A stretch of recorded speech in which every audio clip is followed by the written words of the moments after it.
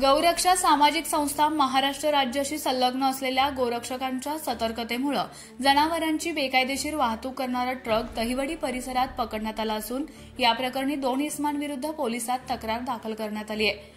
फिर्यादी गोरक्षक यांच्या माहितीनुसार दिनांक 30 जून 2025 रोजी कोल्हापूर येथे देवदर्शनासाठी जात असताना त्यांना बातमी मिळाली की MH09FL 5801 क्रमांकाचा आयशर ट्रक जनावरे भरून कत्तलीसाठी फलटणच्या दिशेने जात आहे।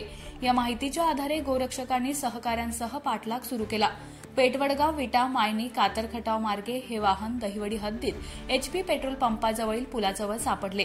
सदर ट्रक थांबवून त्याची पाहणी केली असता त्यामध्ये एकूण 18 गोवंश जनावरे, 14 आडवे व 4 उभे रेडा व म्हैस जातीचे दाटीवाटीने भरलेले आढळले। जनावरांना कोणत्याही प्रकारचा चारा पाणी नव्हता, तसेच त्यांच्यासोबत कोणताही पशुवैद्यकीय दाखला किंवा अधिकृत वाहतूक परवाना नव्हता।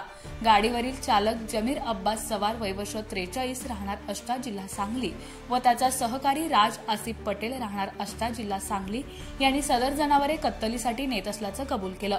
ट्रकची व जनावरांची एकूण अंदाजित किंमत सुमारे 25,40,000 रुपये इतकी आहे। सदर घटनेची माहिती मिळताच दहिवडी पोलीस ठाण्याचे पोलीस कॉन्स्टेबल AH नदाब व धुमाळ यांनी घटनास्थळी धाव घेतली व अधिकृत कार्यवाही सुरू केली। पोलिसांनी या दोघांविरुद्ध जनावरांची बेकायदेशीर वाहतूक, अमानवी वागणूक व पशुसंरक्षण कायद्याअंतर्गत गुन्हा दाखल केलाय। पुढील तपास सहाय्यक पोलीस निरीक्षक दराडे यांच्या मार्गदर्शनाखाली दहिवडी पोलीस करीत आहेत। जय श्रीराम, जय गोमाता। मी गोरक्षक आकाश संजय भैसडे, मराठवाडा गोरक्षा कार्य समन्वयक। आम्ही सकाळी पहाटे कोल्हापूर येथे जात असताना आम्हाला गुप्त माहितीदाराकडून माहिती मिळाली की MH095801 असा आयसर पेटवडगाव बाजारातून फलटण येथे जाणार आहे, फलटण येथे कत्तलीसाठी जाणार आहे। तरी आम्ही त्या माहितीची दखल घेत ह्या आयसरचा पाठलाग करत दहिवडी गावापर्यंत पोहोचलो। दहिवडी गावापाशी आम्ही थोडं पुढे आलो असता तर पेट्रोल पंपापाशी आम्हाला ही गाडी दिसली।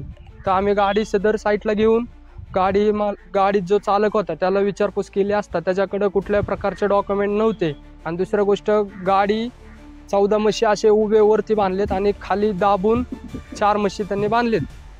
आणि सदर माहिती आम्ही 112 कंट्रोलला कॉल करून सदर माहिती दिली। त्यानुसार तिथं काही मार्शल आलेत, दहिवडीचे दोन मार्शल आले। त्यांनी चौकशी करून गाडी पोलीस स्टेशनला घेऊन आले।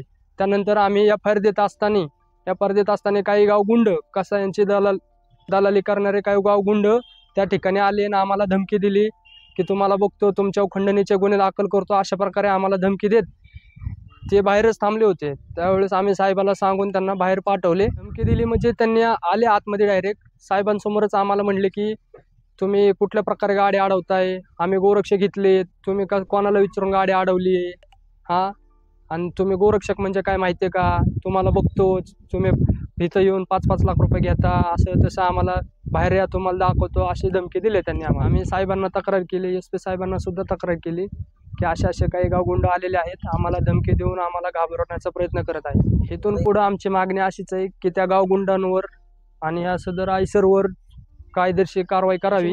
साहेब म्हणलेत आम्हाला पंढरपूरच्या गोशाळेत सोडू, जर पंढरपूरच्या गोशाळेंनी नाही घेतली तर त्याला हडपसर येथे श्री द्वारकाधीश गोशाळेमध्ये पाठवून दे। पोलीस स्टेशनने आम्हाला खूप सहकार्य केलं।